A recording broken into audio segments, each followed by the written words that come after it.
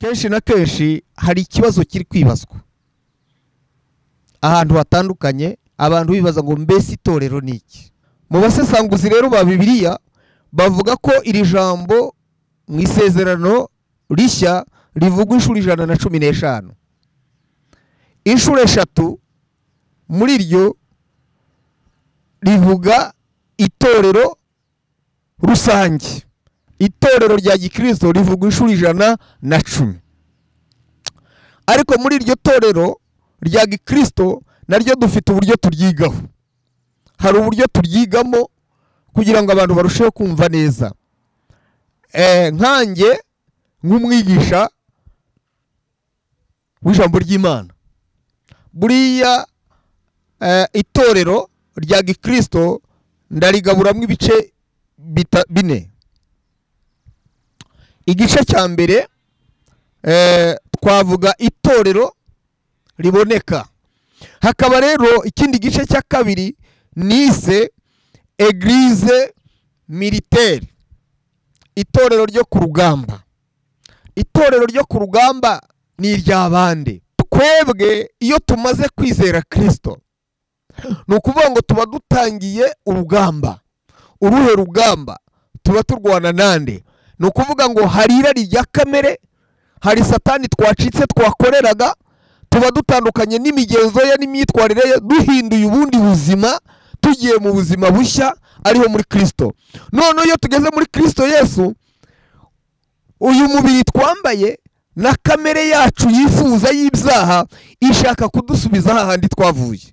Noneho tukiyangaja muri urwo rugamba rwo kurwana intambara zo kunesha irari ry'amaso, amatwi agenda yumvirana, iminwa y'ibinyoma n'izindi ngeso za kamere, ubusinzi, ubusambanyi. Iyo ubaye cyaremwe gishya rero satani ntanezerwa, ashaka kugusubiza hahandi wavuye. Niyo ntambara rero y'umukristo, ni rwo rugamba rw'umukristo. Itorero rya gatatu nibyo bita Eglise triomphante mu Gifaransa, itorero ry'abanesheje. Abo ni bande rero? Ni abantu basinziriye, twamaze gutandukana nabo muri ubu buzima, twarabashyinguye, twarabaririmbiye indirimbo tuvuga ngo aheza ni mu ijuru. Batandukanye natwe, bari mu bituro bategereje umuzuko w'abapfuye, baruhutse imiruho n'imihate. Abo nibo Yohana yavuze ari ku kirwa cya Patimo, aravuga ngo andi kuti hahirwa abapfa bapfira mu mwami. Umwuka nawe aravuga ngo ye nibaruhuka imihate kuko imirimo ijyanye nabo ibakurikiye. Abo rero bararuhutse, nta rugamba, nta cyaha bakirwana naryo, nta rari rya kamere, nta shyari. Barasinziriye bategereje umuzuko kuko basinziriye muri Kristo Yesu. Ntabwo abantu bose bapfira muri Kristo Yesu, oya. Ikindi gice cya 4 nise itorero ritagaragara, Eglise invisible. Eglise invisible rero niwo mugeni wa Kristo, niryo torero riri mu ibanga, riri ahantu hahishwe. Ariko itorero nyirizina ni umuntu ku giti cye, umuntu binafsi niwe torero. Bibiliya ivuga ngo mbese ndimuzi ko muri insengero z'umwuka wera. Ni ukuvuga ngo Imana ishaka gutura muri ye, umwuka wera ashaka atura muri ye, Kristo atura muri ye. Ni nayo mpamvu Bibiliya ivuga ngo utsemba urusengero rw'Imana, Imana nawe izamutsemba. Ni wowe rusengero rero. Ahangaha naho turuhukira, ni ensemble duhuriramo twese kugira ngo dufashanye mu buryo bw'umwuka. Iyo dutandukanye buri wese agenda ukwe, ukagendana ubuzima bwawe ku giti cyawe. Niyo mpamvu rero ugapfa ku giti cyawe, na Yesu nagaruka uzagenda ku giti cyawe.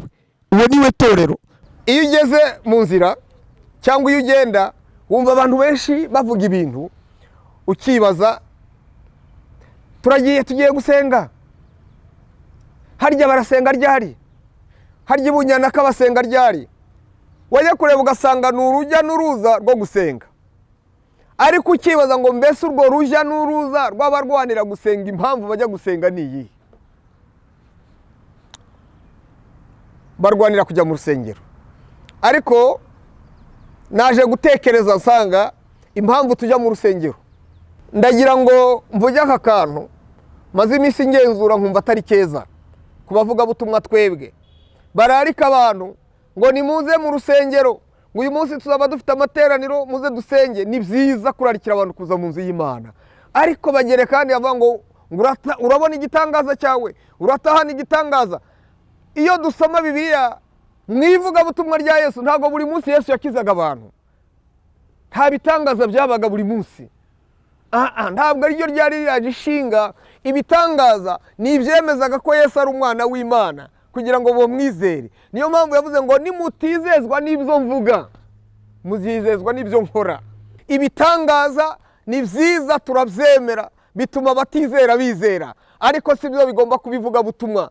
Umunsi utazabona igitangaza waje mu rusengero uzagwa. Niyo mpamvu amatorero amwe uyageramo ugasanga bararirimba barasenga, ariko ukabona nturyohewe kuko batakukozeho ngo witure hasi. Gusenga everyday, gusenga buri munsi. Nusenga uzanesha, nunanigwa gusenga uzaneshwa. Senga. Reka musuhuze inshuti ya Gusenga everyday, nizere kumeze neza kandi nimba uri mu bibazo bihangane ibihe bizahinduka. Gusa mu kumwe nanje Imana yakuze Edouard, abari mu Rwanda tubashubika mu ngo Imana y'ubusha bwita mu Gusenga everyday, ari mu Burundi mu biga bigari mu Kirundi n'Ikinyarwanda ndetse n'Ikinyamurenge, tubasubika mu bakura mu inshuti zacu takazosohoka, ari mu Burayi tubasuhuje. Imana y'ubusha cyane inshuti zacu ziri mu Birigi dukurikirana kubona n'ijoro tubabwira ngo Imana y'ubusha. Abari muri Amerika tubasuhuje, Imana y'ubusha. Inshyashya abantu muri Canada mu inshuti zacu, Imana ibamugisha kuko bitabo ibiganiro byacu. Abo muri Australia tubasuhuje mu inshuti zacu, Imana ibamugisha. Rero kuko mubona kuri kamera ya Gusenga everyday ni gusenga buri munsi. Nusenga uzanesha, ariko nubwo ari gusenga uzanesha usenga. Kubona turi kumwe n'umushumba muraho neza. Nkuko kuri Gusenga everyday mwatangira mubwira abantu bakubonye bwa mbere kuri Gusenga everyday, watangira ubibwira urinde umuntu. Mbanje kubashimira kuri no Gusenga everyday, ubutumire bwanyu turabashimiye kandi tubashimiye ubutumire bwanyu mwadutumiye kugira ngo tuze kwifatanya namwe gusenga, kuganira ijambo ry'Imana, kuko ari Imana duhamagariye. Nitwa Habiyambere Gerard, ndi umushumba, maze igihe kirekire ndi umushumba, nkorera mu itorero rya ADPR kuva muri 1995, niho nawe inshingano za gishumba kugeza uyu munsi wa none ndacyari muri izo nshingano za gishumba. Twakoze ama responsabilité atandukanye mu itorero, ariko muri iyi minsi nasabye ikiruhuko cy'izabukuru, shaka kwiyegurira ivugabutumwa. Ubu namaze kwiha umurongo wo gukora kimisiyoneri, kuko numva mu by'Imana yampamagariye kuva ndi mutoya no kuvuga ubutumwa. Nubwo haje kubamo inshingano, ngahabwa inshingano bitewe n'icyizere itorero ryangiriye, nabatijwe mu mazi menshi muri 77. Ntangira umurimo w'ivugabutumwa muri 81 maze gushyingirwa, kuva ku itariki ya mbere kwa 9 muri 81 niho nahawe izo nshingano zo kuba umuvugabutumwa. Hanyuma bibaye muri 89 mu mukuru w'itorero, muri 95 bampa inshingano za gishumba, jenoside yakorewe abatutsi irangiye. Ndi umwe mu bagize amahirwe yo kurokoka, numva icyo nacyo kinyongeyemo imbaraga kuko ntarutaga bagenzi banjye bajyanywe na jenoside yakorewe abatutsi 1994, binyongeramo imbaraga zo gukunda Imana no kuyikorera. Nta kindi rero nabona nayitura uretse kuyivuga ko ari Imana. Rakoze. Mana, tugushimiye uyu mwanya tugezemo, wavuze ko aho tuzaba turi nawe uzaba uhari. Muri iki kiganiro, muri iri vugabutumwa ryagutse, udushyigikire kandi uduha amagambo mazima akwiriye kugirira umumaro abari hirya no hino bazumva ijambo ryawe. Wakinguye imiryango, turabigushimiye. suka umwuka wera w'imbaraga n'amavuta menshi ku bakozi muri iki gihe kugira ngo tubashe kukwamamaza no kukuvuga kuri Imana igira neza kandi uri Imana yita ku bayo. Tugushimiye umwanya wose tumara kuduha umugisha mu izina ryera rya Yesu, amen.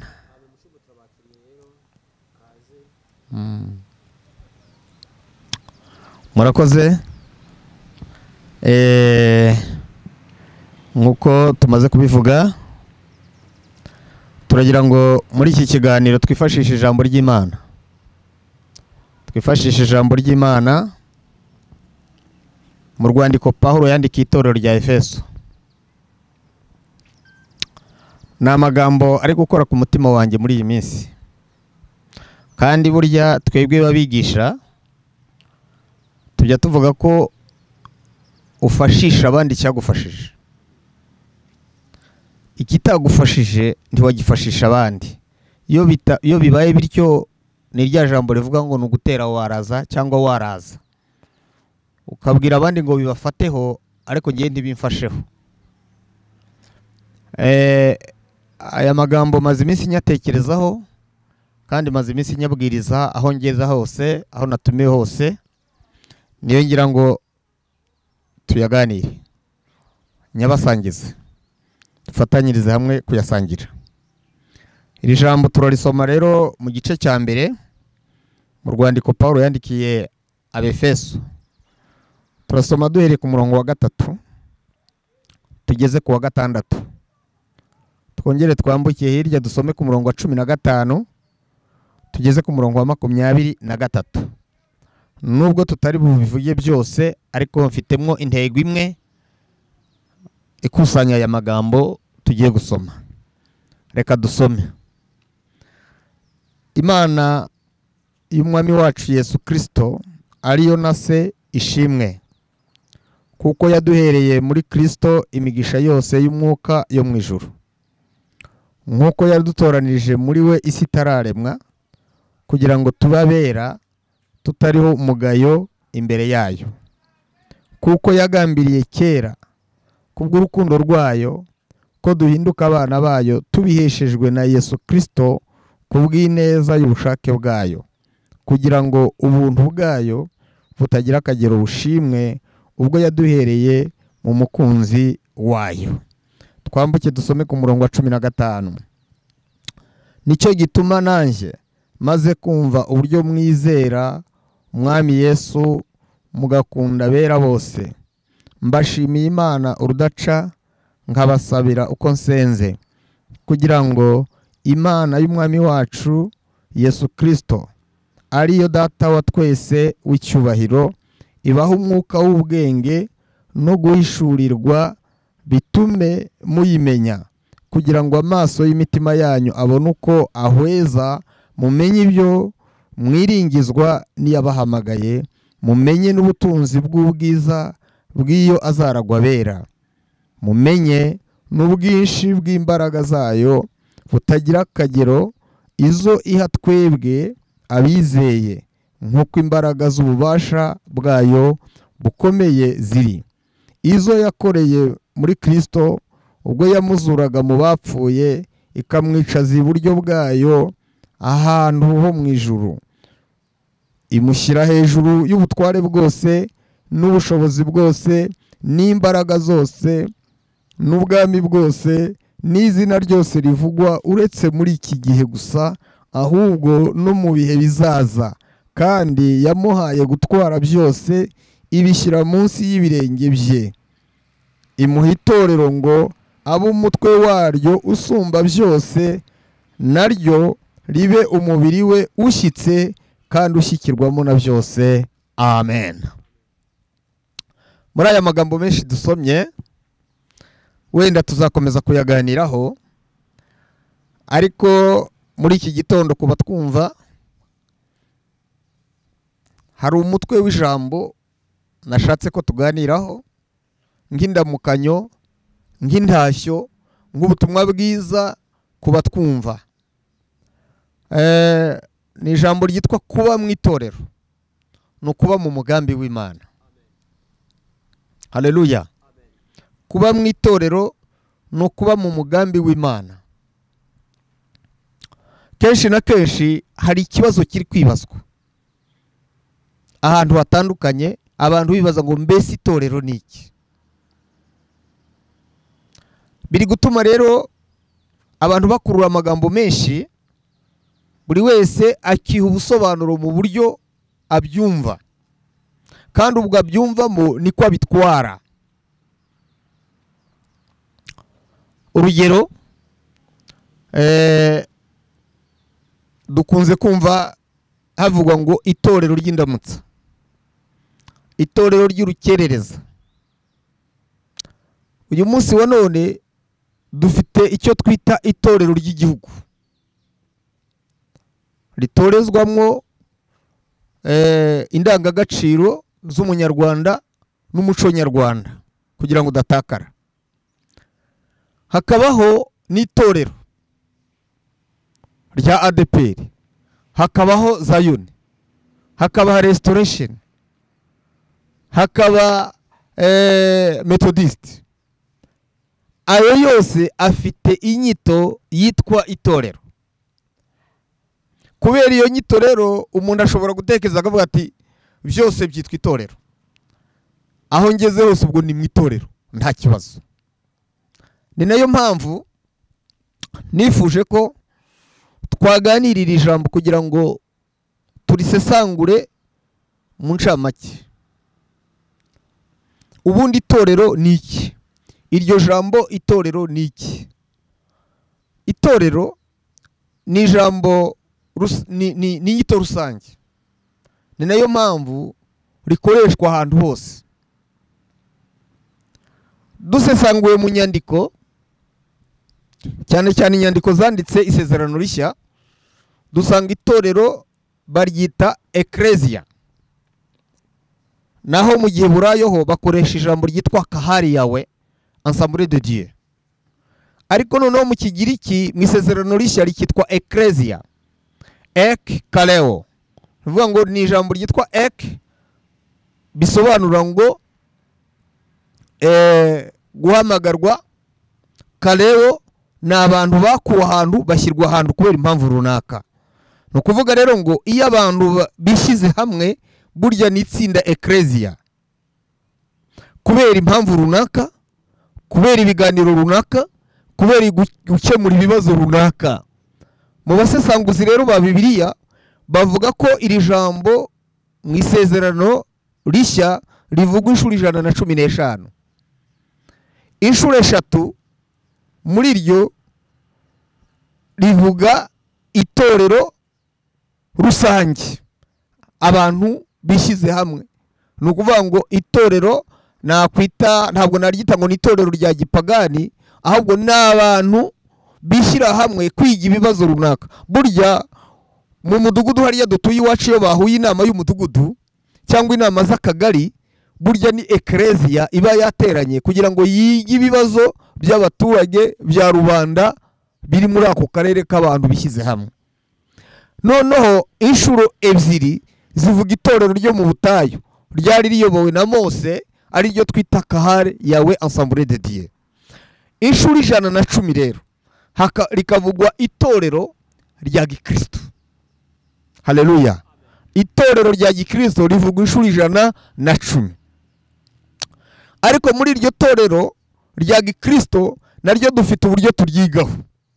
Hari uburyo turyigamo kugira ngo abantu barusheho kumva neza. Nkanjye nk'umwigisha w'ijambo ry'Imana, buriya itorero rya Gikristo ndarigaburamwe ibice 4. Igice cya mbere twavuga itorero riboneka, icyo twakwita église locale, institution, domination. Ni ukuvuga ngo aya matorero tubona ariho n'andari ataravuka azavuka, ni institution, ni domination, ni église locale, ni adresse y'umukristo ahantu abarizwa. Nk'uko umuririmbyi yavuze ngo buri muntu mu itorero aba uwejejwe muri ryo. Haleluya, haleluya. Buri muntu mu itorero aba uwejejwe muri ryo. Twasomye ijambo ry'Imana rivuga ngo Imana y'umwami wacu Yesu Kristo niyo na se ishimwe, yaduhereye imigisha yose yo mu ijuru muri Kristo Yesu. Ni ukuvuga ngo kwizera Yesu no kumenya Yesu bitwinjiza mu migisha yo mu ijuru nubwo tukiri mu isi. Turi mu isi ariko mu buryo bw'umwuka turi mu kindi gihugu cyo mu ijuru, kubera Kristo wacu twakiriye twamenye wagiye mu ijuru ari iburyo bw'Imana, natwe abamwizera yagiye kudutegurira aho tuzabana nawe. Ariko tukiri muri ibi buzima hari imigisha tugenda tugabana, imigisha yo mu ijuru. Niyo mpamvu dukirira indwara muri Kristo Yesu, niyo mpamvu iyo dushonje tugaburirirwa muri Kristo Yesu, niyo mpamvu iyo duhuye n'ibibazo byose bikemurirwa muri Kristo Yesu, nubwo tukiri mu isi ariko imigisha yo mu ijuru tugenda tuyigabana. Haleluya, haleluya. Itorero rero ry'akarere, eglise locale, ni irifatika, ni iriboneka, ni adresse y'umukristo. Iyo twakira abantu mu nsengero zitandukanye, arahaguruka ngo ngewe nitwa kanaka ndurutse mu itorero runaka, ni adresse yahabarizwa. Nta mukristo rero wo kubikirara. Dukora amavuna hirya no hino, haba ku misozi, haba mu masoko, haba mu mihanda, ariko umuvugabutumwa umaze kubwiriza abantu bakihana, arababwira ngo uje mu rusengero rukwegereye, uje mu itorero rikwegereye. Ni adresse y'aho umuntu abarizwa, niho n'ubugingo butunganirizwa, niho yerezwa. Reka tuvuge ngo ni mu rwambariro rw'abera. Sifa kwa Mungu. Imana rero yadutoranije isi itararemwa, idutoraniriza muri Kristo Yesu. Isi itarabaho twe twariho, kuko twari mu mugambi w'Imana. Niyo mpamvu nababwiye ngo kuba mu itorero ni ukuba mu mugambi w'Imana. Kandi iyo uri mu itorero uba urahagutse, uba urahagutse, uba unezerewe, uba ufite amahoro yo mu mutima, uraryama ugasinzira, nturota nabi, nturara usambagurika, nturara uvuga ngo bari kunyica, nturara uvuga ngo bari kundoga, uryama wiziguye kubera ko uryamye mu maboko y'Imana, usinziriye mu maboko y'Imana. Yadutoranije rero isi itararemwa. Niba rero Imana yaradutoranije isi itararema, yadutoranirije kuba mu itorero. Ni ukuvuga ngo iyo tuje mu itorero rero tukihana, tukakira Yesu nk'umwami n'umukiza, tukagira adresse y'aho tubarizwa, tuba twinjiye mu mugambi w'Imana. Muri onije, muri sosiyete zose, mu buzima bw'abantu, yewe n'abantu ku giti cyabo bagena icyo bita igenamigambi, planification. Noneho muri iyo genamigambi bagakuramo igenabikorwa, plan d'action. Ni ukuvuga rero ngo Imana mu mugambi wayo yabyaye itorero, yagambiriye kubyara itorero, itorero riravuka. Noneho muri plan d'action yayo ku munsi wa Pentecote itorero riravuka, 3,000 birakizwa. Ubwo ubuzima bw'itorero bubayeho, itorero rifatika riraboneka. Haboneka itorero rya Yerusalemu, ariryo torero rya mbere, eglise primitive. Hiyongeraho itorero rya Antiokia, amatorero agenda kura muri za Syria na Damasco n'ahandi. Niko natwe ubutumwa bwiza bwatugezeho mu Rwanda, twakira Yesu. Uyu munsi wa none rero dufite adresse, buri mukristo afite adresse y'aho ashakirwa abarizwa. Imihango ya Gikristo, gushyingirwa, gusengeshereza umwana, kubatizwa n'ibindi n'ibindi, yewe n'umunsi wa nyuma wawe gupfa, hari aho uzashyirwa. Bati yasengeraga mu itorero runaka, bajyana ikiziga cyiwe mu rusengero, bavuga imirimo yakoze, bavuga imyitwarire yiwe, bavuga ubuhamya bwe bwa nyuma, kuko aho mu rusengero niho yakiririye Yesu, niho yabatirijwe, niho yaririye igaburo ryera, niho yashingiriwe, n'ubundi atashye ariho yakoreraga umurimo w'Imana. Ni adresse rero, nta mukristo wo kubikirara rero. Umukristo wese agomba kugira adresse. Haleluya. Agomba kugira aho abari abarizwa. Icyo ni igice cya mbere ku itorero. Igice cya kabiri ku itorero, ubwo iryo torero baryita Eglise visible, riboneka, rifatika, rigira aho rishakirwa.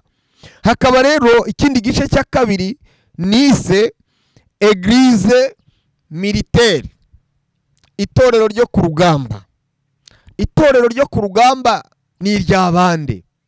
Ni ukuvuga ngo twebwe iyo tumaze kwizera Kristo, ni ukuvuga ngo tuba dutangiye urugamba. Uruhe rugamba? Tuba turwana nande? Ni ukuvuga ngo hari irari rya kamere, hari satani twacitse twakoreraga, tuba dutandukanye n'imigenzo ye n'imyitwarire ye, duhinduye ubundi buzima, tugiye mu buzima bushya ariho muri Kristo. None iyo tugeze muri Kristo Yesu, uyu mubiri twambaye na kamere yacu yifuza y'ibyaha ishaka kudusubiza hahandi twavuye. Noneho tukiyangaja muri urwo rugamba rwo kurwana intambara zo kunesha irari ry'amaso, amatwi agenda yumvirana, iminwa y'ibinyoma n'izindi ngeso za kamere, ubusinzi, ubusambanyi, kwitandukanya n'umuryango wawe ari uwawe washinzwe ari inshingano zawe, ugata urugo rwawe. Ibyo rero iyo umaze gusobanukirwa ukava muri ubwo buzima ukahindura ubuzima, uba ubaye icyaremwe gishya. Iyo ubaye icyaremwe gishya rero satani ntanezerwa, ashaka kugusubiza hahandi wavuye. Niyo ntambara rero y'umukristo, ni rwo rugamba rw'umukristo. Kenshi na kenshi nkunda kwigisha abakristo nkababwira ngo hari ibyo twita intambara atari intambara. Hari ibibazo rusange by'ubuzima bw'isi dutuyemo. Ni ukuvuga ngo isi turimo ni isi yo kwishima none ejo ukababara, ugahaga ejo ugasonza, ukabura umukire none ejo ukabura umukene. Ni ubuzima tugenda dusangira. Niyo mpamvu nta byirato by'isi bihari. Niyo mpamvu n'umuntu ugize uko ameze adakwiye kubyirata nk'ibyirato bihoraho, kuko ayo mahirwe afite none ejo Imana izamusekera ajye ku bandi. Wowe wasabaga, uwo wasabaga nawe umusabe. Ubwo buzima rero tugenda tubusangira. Izo ntambara dusangira kuzirwana. Umupagana arasonza nawe ukaburara, kuko isoko muhahiramo ari rimwe. Iyo atahembwe nawe ntuhembwe, n'ubuzima musangiye, kuko ni ubuzima bw'isi. Ariko hari intambara turwana ab'isi batazi, niyo twavuye naho turi. Noneho satani akatugabaho ibitero, ni rwo rugamba. Niyo ntambara twita intambara y'umwuka. Noneho iryo torero rero ryitwa itorero ryo ku rugamba. Kandi nituvuga itorero, twikuremo kureba inyubako. Izi batima tubona nziza n'amaproje yo kubaka insengero zigezweho, ni iterambere. Ariko Yesu nagaruka, insengero zizasigara, bya byuma byose bizasigara. Ni imirimo dukora tuzahemberwa tugezeyo. Ariko itorero nyirizina ni umuntu ku giti cye. Umuntu binafsi niwe torero. Bibiliya ivuga ngo mbese ntimuzi ko muri insengero z'umwuka wera. Ni ukuvuga ngo Imana ishaka gutura muri ye, umwuka wera ashaka atura muri ye, Kristo atura muri ye. Ni nayo mpamvu Bibiliya ivuga ngo utsemba urusengero rw'Imana, Imana nawe izamutsemba. Imana irashaka gutura muri wowe, ariko wowe wakinguriye satani agukoresha iby'uburetwa, ibiyobyabwenge, ubusambanyi. Ubu noneho bigeze kuri dogere yo mu rwego rwo hejuru. Amadivorce, umugabo guca inyuma y'umugore, umugore guca inyuma y'umugabo, umwana kwishora mu biyobyabwenge, abahungu n'abakobwa mu nda zidateganijwe n'ibindi. Za ngeso za kamere n'imyitwarire mibi bikagenda bigatsemba ubuturo bw'Imana ari wowe muntu, ni wowe rusengero. Rero ahangaha naho turuhukira, ni ensemble duhuriramo twese kugira ngo dufashanye mu buryo bw'umwuka. Iyo dutandukanye buri wese agenda ukwe, ukagendana ubuzima bwawe ku giti cyawe. Niyo mpamvu rero upfa ugapfa ku giti cyawe, na Yesu nagaruka uzagenda ku giti cyawe. Uwo niwe torero turi buze kuvugaho mu kanya. Ubwo rero turi ku rugamba, rero turi ku rugamba, itorero ryo ku rugamba, ibyo twita Eglise militaire. Kandi hari ibiranga umusirikare. Paulo yaravuze ngo ntabwo waba umusirikare wa Kristo ngo wishyire mu by'ubu bugingo uba ukinejeje uwakwandikiye ubusirikare. Burya rero igisirikare kigira disipurine. Yewe nkiri mutoya nakundaga igisirikare, numvaga ko niga nkarangiza tageti yanjye, numvaga hari ibintu bitatu nzakora mu buzima bwanjye. Icya mbere naravugaga ngo nzaba dogiteri a medecine, kandi ni specialize mu bintu bitandukanye, ariko cyane cyane indwara z'imitwe n'indwara zo mu nda, kugira ngo umurwayi nagera hanze bakabaza ngo ninde wakuvuye, ajya avuga ngo ni dogiteri Gerard. Icyo numvaga rwose nzakigeraho kuko niyumvagamo ubushobozi. Icya kabiri navuga ngo nibitambira nzakora, nzaba umupilote w'indege, kuko ndi umunyeshuri numvaga ndi umunyamibare. Ndavuga ni nzaba umupilote w'indege, ubundi njye nogo ikirere. Abantu nibavuga ngo iriya ndege runaka itwarwa nande, bavuga ati dufite umupilote witwa Gerard. Urumva ibyo nibyo byari ibyirato byanjye. Cya gatatu ndavuga ngo ibyo nibitambira icyanyuma cyo kitazabura. Ibyo byose nibinabura, ariko icyo cyo ndikizabura. Saba umusirikare kandi wo mu rwego rwo hejuru, nibura nzagere ku rwego nyuma ya generali haba marshal, ntinzagera kuri urwo rwego. Ndwanirira igihugu, mbi ingabo y'igihugu, njye ntabara, njye mpagararira umutekano. Ibyo nibyo nibwiraga. Noneho rero narindi kuvuga eglise militaire. Ndashaka kwereka umukristo cyangwa utwumva wese amenye ngo kuba umukristo no kuba umusirikare.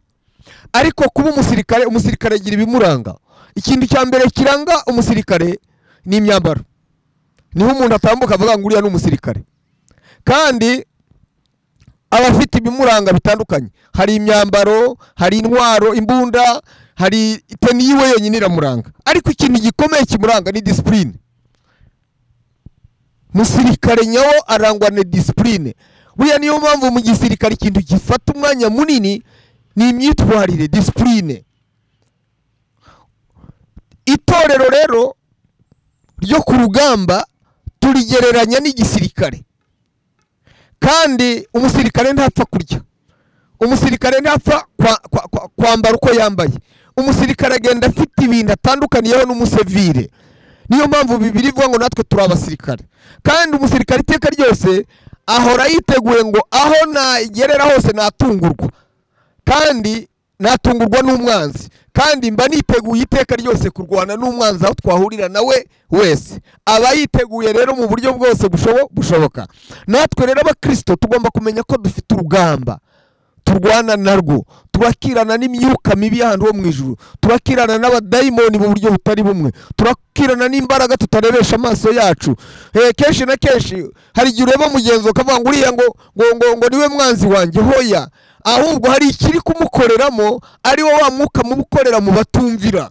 Ahubwo ufite umwanya musengere kugira ngo uwo mwuka mubuturure. Murabizi ko Sawuli ngo imyuka mibi yajya imutera agafata icumu kwica Dawudi, ariko Dawudi kubera ko ari mu mwuka w'Imana yamucurangira ya myuka yose hari imyuka rero tugomba gutuza iri mu bisi batazi Kristo, dufatanye nabo kurwana, gutabara, kurokora. Niba twarabonye amahoro tugomba kuyahesha abandi. Haleluya. Iryo ni itorero ryo ku rugamba. Itorero rya gatatu nibyo bita Église triomphante mu Gifaransa. Itorero ry'abanesheje. Abo ni bande rero? Ni abantu basinziriye, twamaze gutandukana nabo muri ubu buzima. Twarabashyinguye, twarabaririmbiye indirimbo tuvuga ngo aheza ni mu ijuru. Batandukanye natwe, bari mu bituro bategereje umuzuko w'abapfuye, baruhutse imiruho n'imihate. Abo nibo Yohana yavuze ari ku kirwa cya Patimo, aravuga ngo andi kuti hahirwa abapfa bapfira mu mwami. umwuka nawe aravuga ngo ye nibaruhuke imihate kuko imirimo ijyanye nabo ibakurikiye. Abo rero bararuhutse, nta rugamba, nta cyaha bakirwana naryo, nta rari rya kamere, nta shyari, barasinziriye bategereje umuzuko kuko basinziriye muri Kristo Yesu. Ntabwo abantu bose bapfira muri Kristo Yesu, oya, ntabwo bose bapfira muri, ngo nabapfira muri, hahirwa bapfa bapfira mu mwami, nabamumenye, nabamwakiriye, nabashyize ibyiringiro byabo muri we, bavuga ngo naho ndiho, naho napfa nzi ko nkundwa n'Uwiteka. Sifa kwa Mungu. Haleluya, haleluya, haleluya. Byatumye rero Pawulo avuga ngo kubw'ibyo mbonye imibabaro y'iki gihe kwidahwanye n'ubwiza twenda kuzahishurirwa. Ni ukuvuga ngo nyuma y'ubu buzima hari ubundi, kandi ubuzima bwiza, ubuzima bw'amahoro, ubuzima bw'umutekano. Niyo mpamvu iyo tubwiriza abantu, tubwira abantu ngo mwe guhanga amaso ku biri mu isi, ahubwo muhanga amaso ku biri mu ijuru, kuko mu ijuru ariho iwacu. Abo rero barangije urugendo rwabo. Ushaka kubisoma neza wasoma mu Baheburayo, mu rwandiko rw'Abaheburayo turahasanga ayo magambo. Abaheburayo ibice 12 ndibwira, duhereye ku murongo wa 22, havuga ngo namwe mwegereye umusozi wa Siyoni, namwe mwegereye Imana umucamanza. Ariko ijambo rikomeye ngo mwegereye itorero ry'abana b'imfura, ngo n'imyuka y'abakiranutsi yatunganijwe rwose. Ni ukuvuga rero ngo abapfira muri Kristo Yesu bafite aho bari kuruhukira. Haleluya dufite, ariko dufite uburuhukiro twateguriwe mu mwami wacu Yesu Kristo. Hakaba rero ikindi gice cya 4 nise itorero ritagaragara, Eglise invisible. Eglise invisible rero niwo mugeni wa Kristo, niryo torero riri mu ibanga, riri ahantu hahishwe. Nababwiye ngo Eglise visible ni adresse y'aho umuntu abarizwa. Aho hose rero muri ayo matorero atandukanye n'andi ataravuka harimo umugeni wa Kristo. Kandi umugeni buriya mu bantu nko mu isoko cyangwa mu rusengero, uhageze nta kimenyetso kindi wabona cyerekana ko umuntu afite fiance cyangwa yarambagijwe, ahubwo ni ibanga rye. Ni ukuvuga rero ngo umugeni ari mu ibanga, kandi buri wese ni Imana ye, buri wese n'umwuka wera uko amuhamiririza mutangira ubuhamya na communication afitanye n'Imana. Ni ibanga buri wese aba yicaranye mu rusengero, yaba aririmba, yaba ari umushumba nkanjye, yaba ari nka evangeliste umuvuga butumwa. Iryo banga buri wese ararigendana ry'icyo ari cyo, ngo kugira ngo tutazasangwa turiho umugayo. Ni ukuvuga ngo icyo Imana yaduhamagariye, itorero ryahamagariwe kwezwa. Nayo mpamvu turyita ecclesia.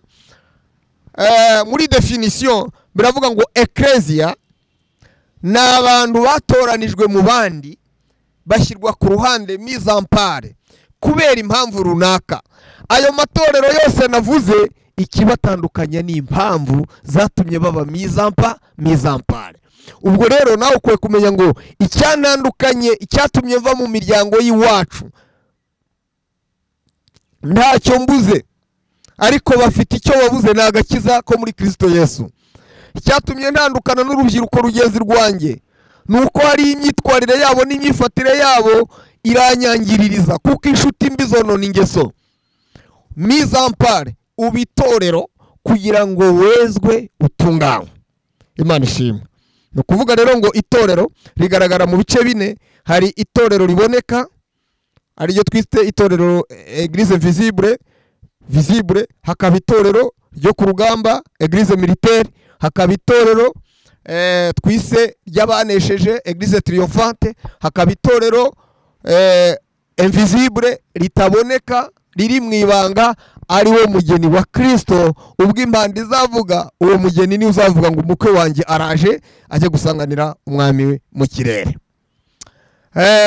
Ni ukuvuga rero ngo mu itorero, kuko twahamagariwe kuba mu itorero, turi mise en part, turi abantu bashyizwe ku ruhande kubera impamvu runaka, ariko mu mpamvu nyamukuru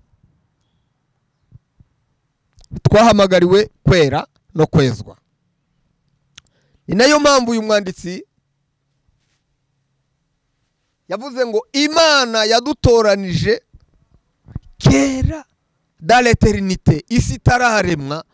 Ni ukuvuga ngo isi itararemwa,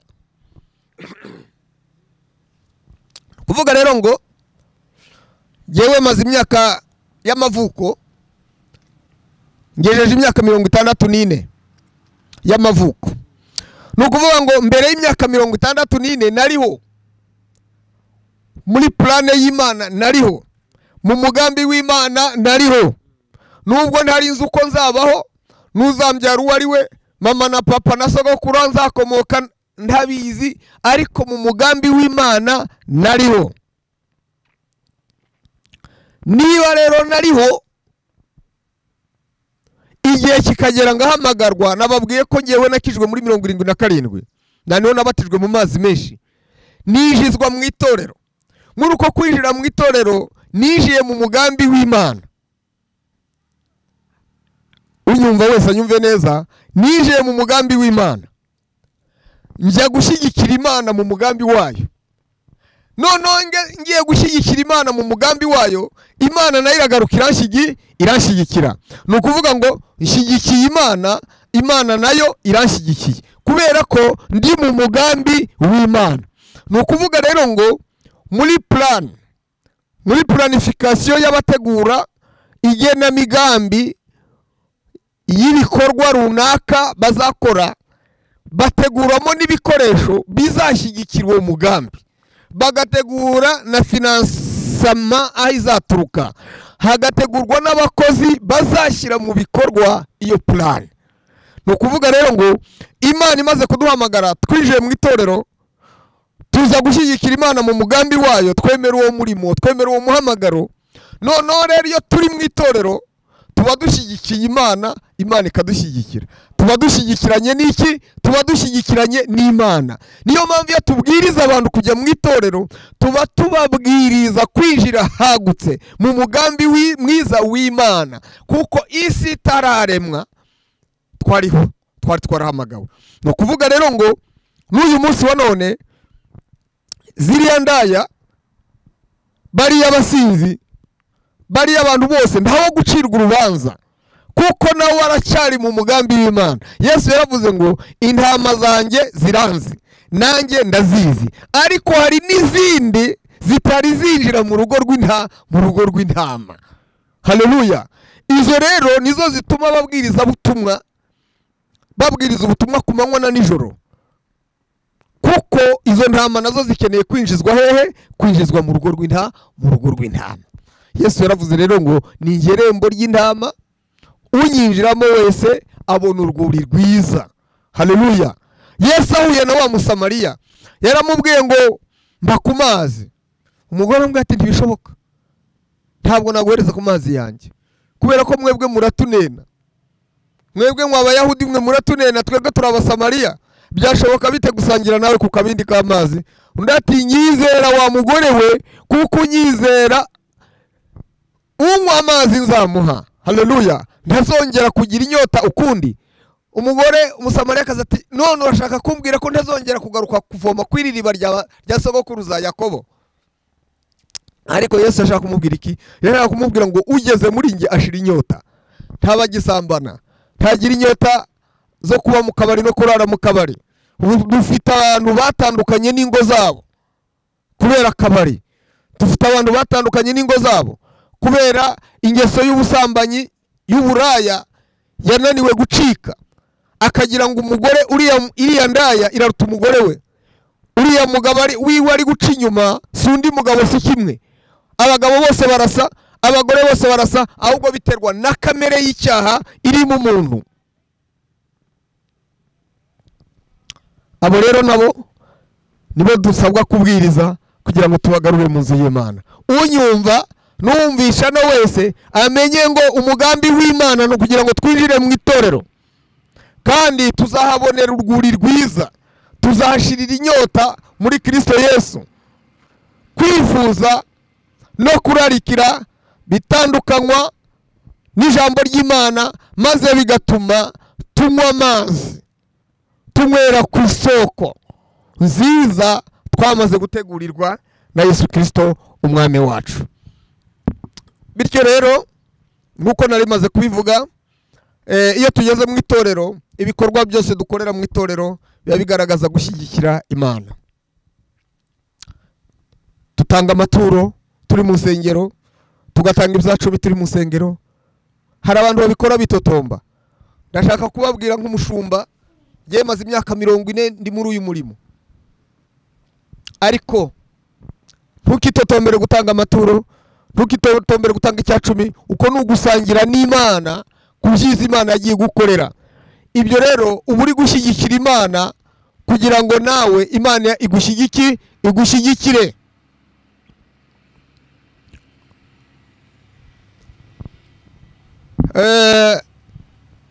Iyo twiga mu ishuri rya Bibiliya cyangwa iyo twigisha, hari uburyo butandukanye itorero rivugwamo. Ndashaka kubivuga kubwa bigisha benshi duha tugenda twumva bigisha ijambo ry'Imana, ariko hato na hato tukumva bagenda barigoreka. Ubundi mu Gifaransa baravuga ngo ibyo bita registration, ibyo twakwita uko itorero rigaragara mu buryo bw'amashusho, amashusho ngero y'itorero. Ushobora gusoma Bibiliya ugasanga ahantu handitse ijambo ryitwa umurima, ugasanga ahantu handitse umubiri, ugasanga ahantu handitse igitereko kitabaza, ugasanga ahantu handitse umukumbi w'Imana, ugasanga ahantu handitse umuryango w'Imana, ugasanga handitse inzu y'Imana, ugasanga handitse urusengero rw'Imana, ugasanga ahantu handitse inyubako y'Imana, ugasanga handitse umugeni wa Kristo, ukagera ahantu handitse ishuri ry'Imana, ukagera ahantu handitse inkingi y'ukuri. Izi illustration zose mvuze zigenda zivuga itorero, kandi twavuze ngo itorero ntabwo ari inyubako, ni umuntu ku giti cye. Noneho rero ku murongo wa 22 muri iki gice twasomye haravuga ngo, kandi yamuhaye gutwara byose ibishyira munsi y'ibirenge bye, mu itorero ngo abe umutwe waryo usumba byose, naryo ribe umubiri ushyitse ushyikirwamo na byose. Itorero rero ni ikizima gishyitse. Nkunda kubwira abantu, nkababwira ngo itorero ntabwo ari organisation. Abantu benshi bafashe itorero nka organisation. Buriya korali ni organisation, kuko n'abantu bishyira hamwe bakiga amajwi bakavuga ati okay, tuzajya turirimbira Imana. Ni ishyaka ryiza ry'umurimo w'Imana ryo gukorera Imana. Nibwo buryo Imana yabaciriye nawe bwo gukorera Imana. Nubwo hari ubundi buryo dukoramo, buri bantu bose bafite uburyo Imana yagiye bahereza ibagabira impano yo gukora umurimo w'Imana. Noneho rero icyo gihe rero iyo turi muri uwo murimo duhaye tugenda dukora umurimo w'Imana, turawukora ariko dufite icyo turi cyo nabo turibo. Hari igihe rero, niyo mpamvu niba itorero bavuga ngo ni umurima w'Imana, umurima urahingwa, umurima uterwamo imbuto, kandi hari abahinzi n'abavuga butumwa. Imbuto batera ni ijambo ry'Imana. Yesu aravuga ngo hari umubibyi wasohoye imbuto azibibye zimwe zigwa ku kara. Ntabwo rero itorero ari organisation, kuko nari maze kubabwira, hari abantu bishyira hamwe kubera impamvu runaka. Nari maze kuvuga ngo ntanga urugero ngo abaririmbyi, iriya ni organisation, bariyorganiza kugira ngo babone uburyo bakoresha impano zabo mu itorero, kandi nicyo Imana yabahamagariye. Ariko ntabwo itorero ari organisation. Organisation, iri jambo organisation urebye muri dictionnaire riravuga ngo ni action d'organiser, action d'arranger. ni ukuvuga ngo ni mise en ordre. Itorero rero ntabwo ari ukwaranja cyangwa gushyira ibintu hamwe. Ntabwo itorero ari ugufata ibyari bisambaraye ngo birundarunde cyangwa ugende ubipanga nka kurya dupanga intebe mu rusengero cyangwa kurya kw'abanyeshuri. Itorero ni organisme. Iri jambo organisme bisobanura ngo ni ensemble des organes qui constituent un être vivant. Ni ukuvuga ngo ni ingingo zegeranywa zigahinduka ikizima. Akaboko, ugutwi, ijisho, izuru, umunwa, ukuguru bigahinduka umuntu. Niyo mpamvu mu itorero ujya kureba ugasanga harimo abize, harimo abatarize, hari abasaza, hari abakecuru, hari urubyiruko, hari rw'abahungu n'abakobwa, hari abagabo b'amajigija, hari abatunze abanyamafaranga, hari abakene, harimo abahinzi, harimo les organes qui constituent un être vivant. Abo rero iyo bari hamwe nibo bahinduka itorero. Abantu benshi itorero bararitekereza nk'ikintu nk'ikindi kintu. Oya, itorero ni ingingo zitandukanye kandi zidahwanije gukomera, zidafite ubushobozi kimwe kugira ngo urugingo rukomeye rukomeze urudakomeye, urunyantege nke ruhabwa imbaraga n'urunyambaraga. Niyo mpamvu buri itorero rigizwe n'ubumwe, itorero rigizwe n'urukundo. Ibyo bintu bibiri bishyira itorero hamwe, bikabumba itorero hamwe. Niyo mpamvu umwanzi w'itorero Satani iyo yateje ubumwe buke mu itorero, za ngingo arazitandukanya. Niyo mpamvu usanga bamwe bari gucira abandi imanza, abandi bagambanira abandi, abandi bitwara nabi. Hari n'abandi babaho mu itorero bagakorera ibyaha mu itorero. Kandi twize ko itorero ari iryera, twahamagariwe kuba bera, tuzasangwe tutariho umugayo. Itorero rero ni iryera, rigomba kuba ryejejwe, rikora imirimo yo gukiranuka. Mperutse kwigisha ahantu mu iteraniro, ndababwira ngo kurwanya icyaha mu itorero byerekana ngo hari ibyaha biri gukorerwa mu itorero, kandi abantu bakibagirwa ko ibyo dukora byose tubikorera ku birenge by'Imana. Muri Yesaya ibice 66 haravuga ngo ijuru ni intebe Imana yicaraho, naho isi ni intebe y'ibirenge by'Imana. Ni ukuvuga ngo ibyo dukora byose tubikorera ku birenge by'Imana. Niba rero usambana, urasambanira ku birenge by'Imana. Niba wiba, uribira ku birenge by'Imana. Ibyo ukora byose urabikorera ku birenge by'Imana, kubera ko Imana ari urukundo. Imana ni inyambabazi, Imana yihangana. Niyo mpamvu itagutera ishoti. Ako kantu ujye ukibuka ko ibyo ukora byose ubikorera ku birenge by'Imana, kuko Imana atari inyamujinya, Imana atari inyaburakari, Imana ntigira umwaga nk'abantu. Irakwihanganira kugeza ubwo ikurindiriza umunsi wo kukwinjiza mu itorero, aho kwerezwa no gutunganirizwa. Aho rero si aho gukorera ibyaha. Mu itorero naho kurwanyiriza ibyaha, si aho gukorera ibyaha. Ni nayo mpamvu iyo umuntu akoze ibyaha ari mu itorero, itorero riramwigisha, rimugira inama, rikamuhugura. Yakwanga guhugurika rikamutenga, rikamushyira inyuma y'itorero, excommunication, kugira ngo ahabwe Satani, yongere yitekereze neza, yicuze, yigarure. Nasubira kugaruka mu muryango, umuryango uzamwakira kuko itorero ari umuryango. Haleluya, haleluya. Bityo rero nk'uko twabivuze, kuba mu itorero uba uri mu mugambi w'Imana. Buriya Pawulo yaravuze ngo mbese ni iki cyadutandukanya n'urukundo rwa Kristo? niba turi mu mugambi w'Imana ni iki cyadutandukanya n'urukundo rwa Kristo? Muri iyi minsi dufite ibibazo. Indirimbo iriho isi yose, si mu Rwanda gusa, ni ikibazo cy'inzara, ni ikibazo cy'ibiciro byazamutse. Urajya ku isoko ukabura icyo uhaha, uragaburira abana ntibarye ntibahage, wajya kureba ugasanga urakorera muri mwe, kubera ko ubuzima bw'isi bwagize impinduka. Ariko niba uri muri Kristo Yesu uzanyurwa n'ibiriho.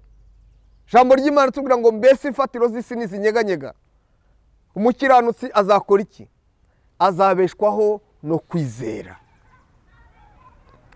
Isi iranyeganyeza impande zose, politike y'isi iri kunyeganyega, ubukungu bw'isi buri kunyeganyega, imibereho y'abantu iragenda igabanukirwa bajya hasi.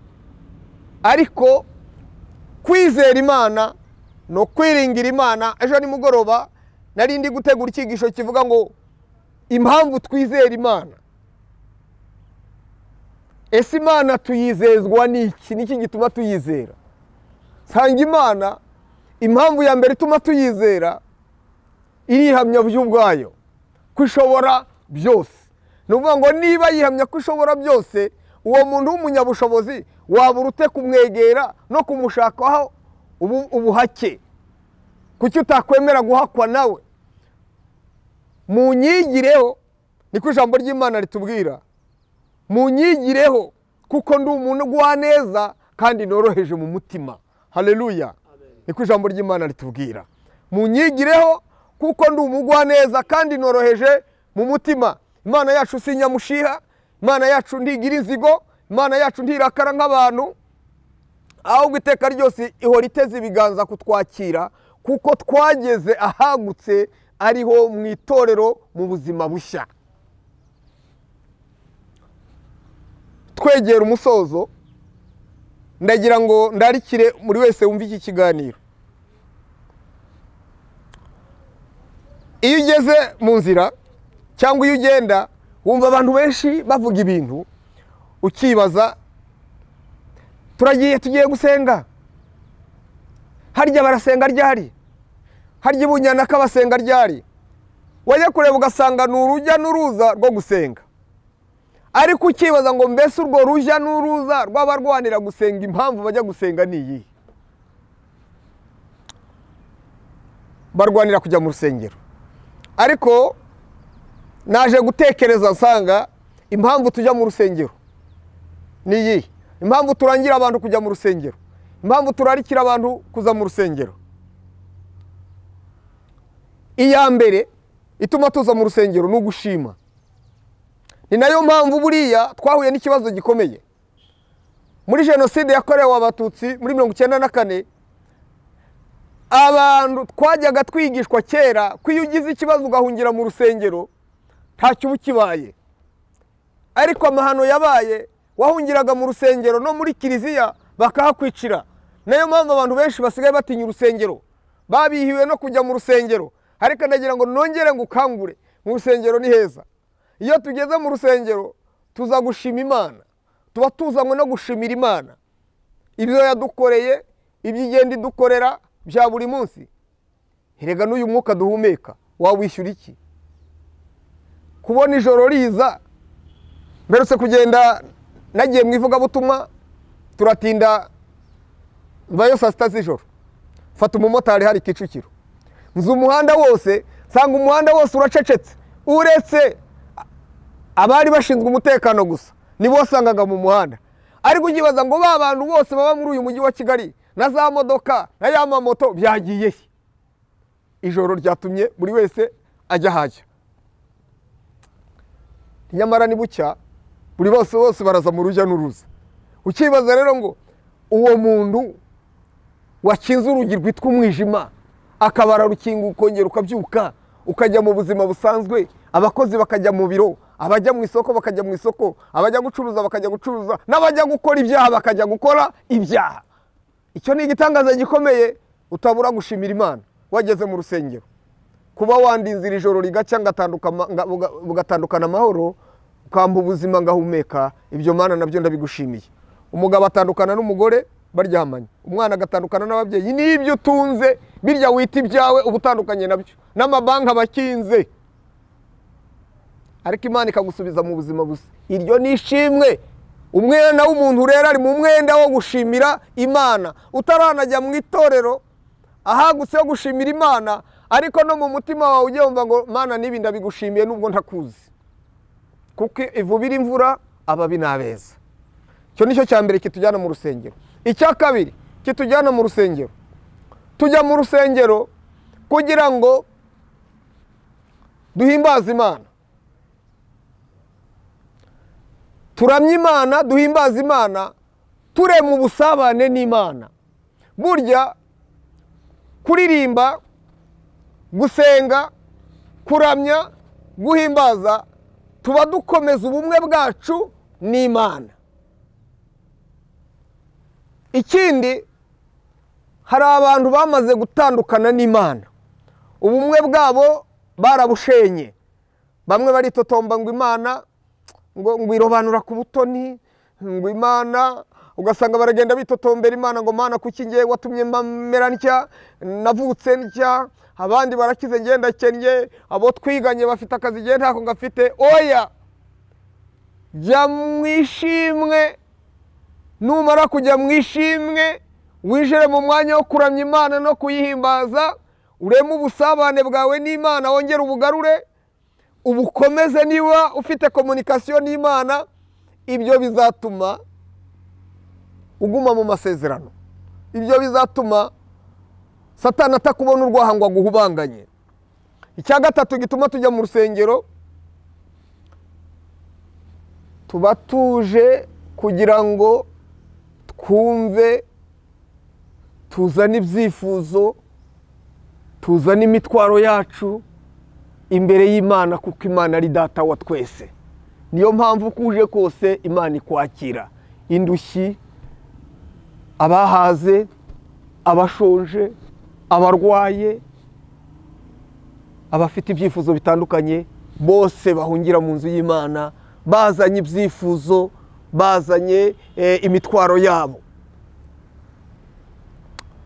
Ndagira ngo mvuge aka kantu maze iminsi ngenzura nkumva atari keza ku bavugabutumwa. Twebwe bararika abantu ngo nimuze mu rusengero, ngo uyu munsi tuzaba dufite amateraniro, muze dusenge. Ni byiza kurarikira abantu kuza mu nzu y'Imana, ariko bagere kandi bavuga ngo urabona igitangaza cyawe, uratahana igitangaza.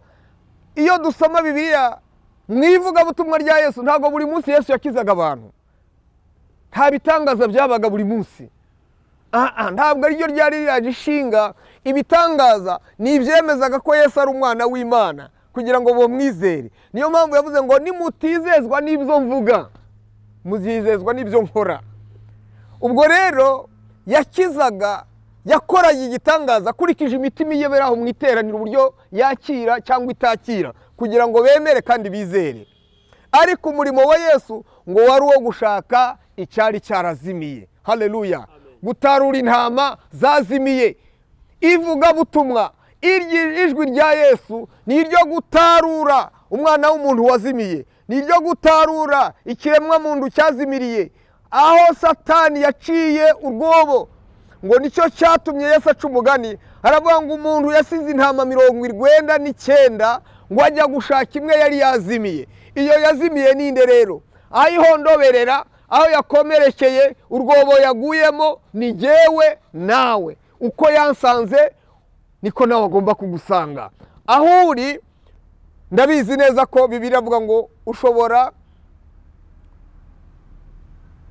kurarurira, ariko bwaca mu gitondo impundu zikavuga. Iryo ni ijambo ry'ihumure, uko ni uguhumurizwa. Ntabwo rero tuzanwa mu rusengero n'ibitangaza, kuko ibitangaza ntibihoraho, ahubwo ni ukugira ngo twongere dutaruruke, tuve iyo twazimiriye, tuve iyo twaguye, tuve iyo turi gondoberera. Niba twumva ijwi rya Yesu, ibindi byose izabikemura. Yesu yakoze akantu keza kanejeje mu gitondo nagatekerejeho, ngo ari mu ivugabutumwa yagendaga akiza abarwayi, abantu bakanezerwa, akagaburira abashonje, bakarya ndetse bakanasigaza. umunsi umwe aravuga ati reka ngerageza aba bantu ndebe, ngo arabacika, ngo ariyambukira, ngo yigira hakurya, ngo agezeyo, ngo agiye kubona ngo igikundi cy'abantu kiraje, batari kubona aho twagushakiye tukaba twakubuze. Yesu arabwira ati harya mwashakira giki? Batarasubiza arabwira ati icyo mwashakiraga ndakizi, ni ya mitsima mwariye mugasigaza, ni ba barwayi banyu nabakirije, ni za mpumyi zanyu nahumuye, ni bya birema byanyu nahagurukije. Nicyo cyatumye, nicyo kiri gutuma muza munyirukaho musha, suko munkunda, suko munkunda, ngo ntibizatuma mutavuga vuba aha ngo yewe muvuzi banza wivure nawe. Ni ya magambo bamubwiye ku musaraba ngo niba uri umwana w'Imana ikize natwe dukize. Umugambi wa Yesu rero ni uwo gushaka icyazimiye.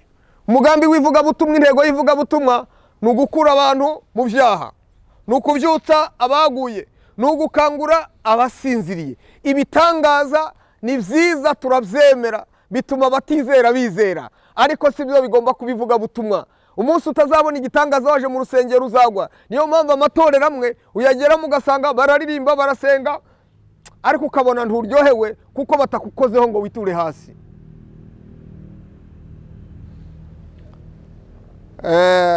Aya magambo mvuze arakomeye, ariko kuri kuriho kugomba kuvugwa.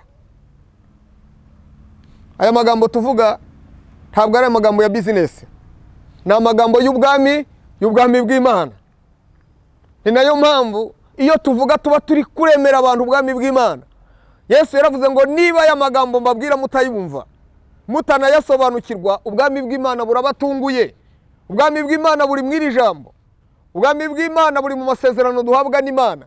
Ubwami bw'Imana tubukura mu ihumure, duhumurizwa n'Imana. Ibindi byose Yesu agenda bidukorera atwishimira no kugira ngo yemeze abantu kubera imitima yabo yinangiye. Ariko jambo rya nyuma, Yesu arakiza, Yesu atwitayeho. Kandi aho uri, waba uri muri Amerika, waba uri muri Australia, ijisho ry'Imana rireba hose, ryitegereza hose. Nimugoroba nari ndi gusoma ijambo ry'Imana, ndi kureba amazina y'Imana, ariko ngo ku ijambo rivuga ngo Imana ibwira Mose, iramubwira ngo haguruka, mbonye gutaka, numvise kuniha, numvise uburetwa, ndabyitegereje, ndashaka gukiza ubwoko bwanjye. Haguruka rero, kandi ni wowe ngiye gukoresha. Genda ujye kwa Farawo. Ndavuga atari ku bundi ningera mu iteraniro ry'Abisirayeli ndavuga kuri inde? Ari nde wantumye? Haleluya. Haravuga ngo ugende ubabwire ngo ndi uwo, ndiwe, ndiho yabantumyeho, Uwiteka Imana y'abasogokuruza banyu Aburahamu na Isaka na Yakobo. Nasomye iryo jambo mu Gifaransa nsanga bavuga ngo ni Eternel, ndebye mu Giheburayo nsanga biravuga ngo ni Jehova. Bivuga ngo ni Imana y'ibihe byose, iyejo, iya none, n'ejo hazaza. Haleluya. Vuga rero ngo Jehova bisobanura ngo ni Imana y'amasezerano, ni amasezerano ashize, ariho, n'azaza. Ni ukuvuga ngo tugendera mu masezerano y'Imana. Niyo mpamvu bavuga ngo ni Imana ikiza, ni Imana y'insinzi, ni Imana itugaburira dushonje, kubera kuko uko bayibonye. Ni Imana y'ibihe byose. Imana yacu rero irihamya, iruta Bayali, iruta abapfumu, iruta Ryangombe, iruta Ashera. Niyo mpamvu ku musozi w'i Karumeli Eliya yabwiye Ahabu ngo fata izo ingabo za Bayali n'iza Ashera 850, ntihagire n'umusimbuka, barebe gukora kw'Imana. Haleluya. Ngo habaye ku gicamunsi, habaye ku gicamunsi, habaye ku gicamunsi, ngo amasaha yo gutamba ibitambo ageze, amasaha yo gutamba ibitambo ageze, ngo nibwo Eliya yavuze ngo uyu munsi Imana kura abantu mu rungabangabano, kura abantu mu mayira abiri, abantu bamenye ko ari wowe Mana y'ibihe bidashira. Ngo arapfukama akubita amavi hasi aravuga ngo Mana y'abasogokuruza wiyubahishe ko ari wowe Mana. Uyu munsi bamenye ko ari wowe Mana kuri uyu musozi. Uwo mwanya imvura iragwa, ibintu birahinduka, atamba ibitambo arangije aravuga ngo ngaho igaragaze. Umuriro uramanuka utwika igitambo. Imana yacu itandukanye n'ibigirwamana. Imana ikirisha umuriro, igitambo cya Eliya kirashya, bafata ingabo za Bayali zose n'iza Shera baragenda ziricwa. Dufite Imana itandukanye n'izindi mana zivugwa, kandi Imana yacu igaragarira mu bikorwa byayo, igaragarira mu mirimo yabo, igaragarira mu rukundo dukunda, igaragarira mu mbabazi. Urukundo n'imbabazi byayo nibyo bitwomaho uko ibihe bihaye ibindi. Wowe unyumva rero, tuvuze amagambo menshi, ariko ijambo ukuramo ni ngo kuba mu itorero mba ndi mu mugambi w'Imana. Ishimira icyo cyicaro cyiza Imana yaguhaye. Nawe utarinjira mu itorero udafite aho ubarizwa, aho ushakirwa, ngwino.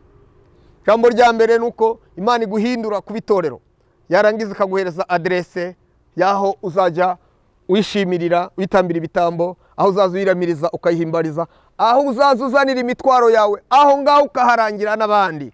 Ngo numara kumwemeraho umukiza wawe, uhamye mu bandi ibyo yagukoreye, usabe n'Imana ibahishurire Yesu ubuntu yakugiriye, abaribwo nabwo igirira abandi. Niyo mpamvu iyo wamenye ikintu ko kirimo agakiza, kirimo ubuzima, urangira na mugenzi wawe.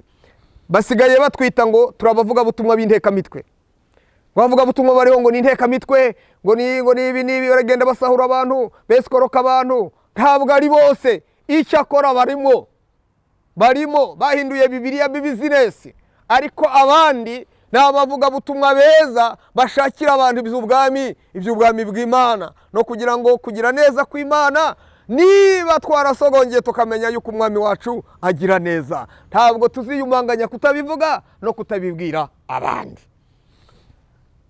Imana iduha umugisha rero kubw'aya magambo, kandi ubusobanuro bwagutse. Turabizi ko dufite umwuka wera nk'umwigisha mukuru utwigisha twese. Dukomeze kwigishirizwa muri mpwemu yera no mu masezerano y'Imana. Mu itorero ntibapfa, mu itorero bahabonera ubuzima. Mu itorero ntihakorerwa ibyaha, ahubwo niho abantu bakirira izaha. Imana iduha umugisha mu izina rya Yesu, amen. Mana turagushimiye kubw'uyu mwanya w'ijambo ryawe. Urishorere, uryemeze imitima y'abaryumva, kandi rikora ibitangaza n'ibimenyetso, kugira ngo abaza kuguhamya babe benshi kuko bakijijwe n'ijambo. Tugira abadogiteri mu buryo butandukanye. Tugira abadogiteri babaga imitima, tugira ababaga mu nda, tugira ababaga mu mutwe, babaga amaso n'ibindi. Ariko hari indwara imwe dogiteri atavura, ni indwara y'umutima. Tugutumye mu mutima wihebye, umutima ufite agahinda, umutima utishimye urememwe ibyishimo. Kuva kera umwana w'umuntu amaze gucumura yagize umutima umurega, yagize culpability. N'uyu munsi wa none nta handi umuntu ashobora gukira. Ijambo ryawe ritubwira ngo hahirwe umuntu wababariwe ibyaha bye, bishumuriye bye bigatwikirwa. Turagushimira ko imbabazi zawe zikiri kubatuye mu isi, n'abumva amagambo yawe bose bakayakomeza. Tugushimiye Imana mu izina rya Yesu Kristo, amen. Gusenga everyday, gusenga buri munsi. Nusenga uzanesha, nunanigwa gusenga uzaneshwa. Senga.